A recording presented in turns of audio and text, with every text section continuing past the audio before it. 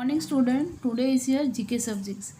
Let's continue with our new chapter. Open your textbook. Okay, last time मैंने chapter 7 nicknames के बारे में हमने पढ़ा था, राइट?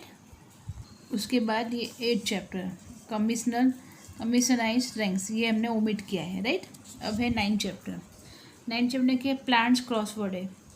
क्रॉसवर्ड आपको डाउन, अरे एक्रॉस और डाउन, ये आपको आ सकता है, इजी है ये। आप पिक्चर दिए है, क्लूज नीचे दिया है, डाउन और एक्रॉस। ये क्वेश्चन पढ़ के आपको स्पेलिंग लिखने, जैसे एक मैं आपको बताती हूँ डाउन और एक्रॉस का।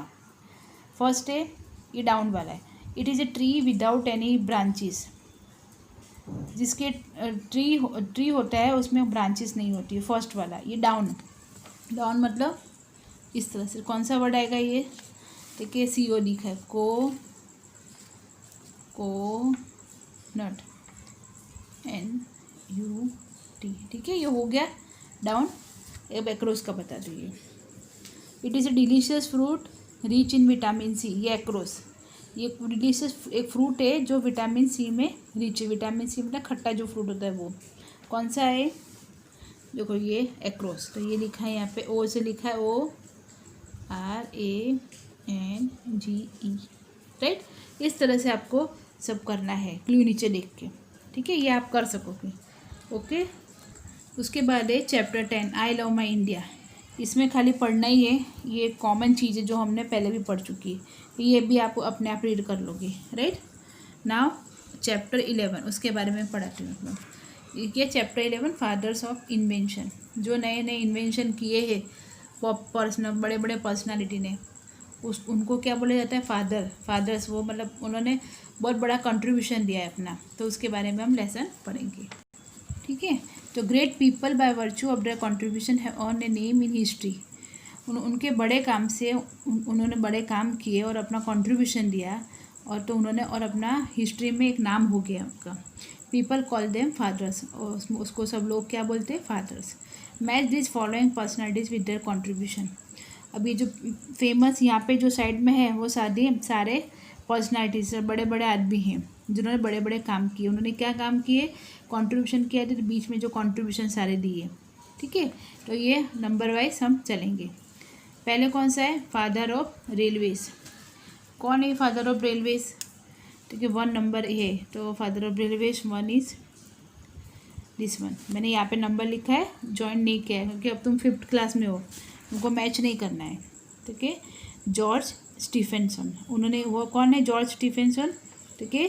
फादर ऑफ रेलवे, मतलब क्या? रेलवे के वो फादर थे। रेलवे है वो उन्होंने इन्वेंट किया था, मतलब ही बिलोंग्स टू ब्रिटिश, और वो सिविलियन मैकेनिकल इंजीनियर थे, और ही कंस्ट्रक्टेड हिज फर्स्ट लोकोमोटिव, मतलब उन्होंने सबसे पहला इंजन बनाया जिसके थ्रू ट्रेन शुरू हुई, मतलब उसके बाद भी जो डिब्बे आए जो कैरेज को खींच सके।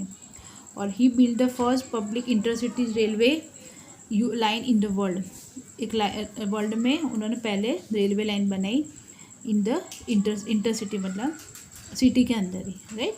ये कौन थे? जॉर्ज स्टीफेंसन, इसलिए उनको फादर ऑफ रेलवेज कहा जाता है। सेकेंड है फादर ऑफ एविएशन। तो ये कौन? What is aviation means? Aviation मतलब जो डिज़ाइन होती है, डेवलप, प्रोडक्शन एंड ऑपरेशन होता है किसके लिए? Manufacturing of aircraft. एयरक्राफ्ट की जो आसपास चीज़ें, जो एक्टिविटीज़ होते हैं सराउंडिंग, वो सारा जो सब्जेक्ट है वो किस एविएशन में इंक्लूड होता है, तो उनको क्या बोला जाता है? Father of aviation. कौन थे वो? ओके, ये सर जॉर्ज सेली, इनको क्या बोला जाता है? Father of aviation. तो कि वो कौन? ही वॉज एन इंजीनियर थे, इन्वेंटर एंड एविएटर थे। He is one of the most important people in the history of aeronautical engineer.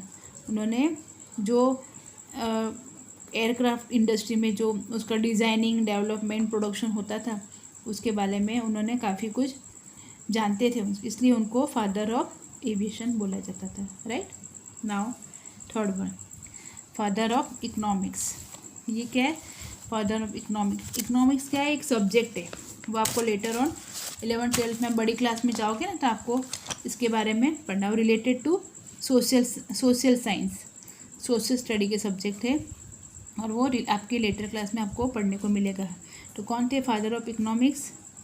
Yes Adam Smith, 3rd number लिखा है देखो मैंने, ठीक है। वो कौन थे? He was an Scottish economist थे, फिलोसोफर एंड ऑथर थे ये एडम स्मिथ, और वो इकोनॉमिक्स के फादर ऑफ इकोनॉमिक्स बोला जाता था। ये वन ऑफ द सब्जेक्ट जो जिसके बिजनेसमैन, गवर्नमेंट और नेशन के रिलेटेड स्टडी होती है उसकी इकोनॉमिक्स सब्जेक्ट में, राइट ना। 4th one is father of English poetry. तो इस नाम से पता चलता है कि वो इंग्लिश पोइट्री, इंग्लिश की जो पोइट्री थी उसके फादर थे। तो कौन थे वो इंग्लिश पोइट्री के? तो यस ये this one, Geoffrey Chaucer. Geoffrey Chaucer, ये कौन, इसको कौन बोलते थे? Father of English poetry. तो ये इंग्लिश के ये फादर कहलाए जाते थे।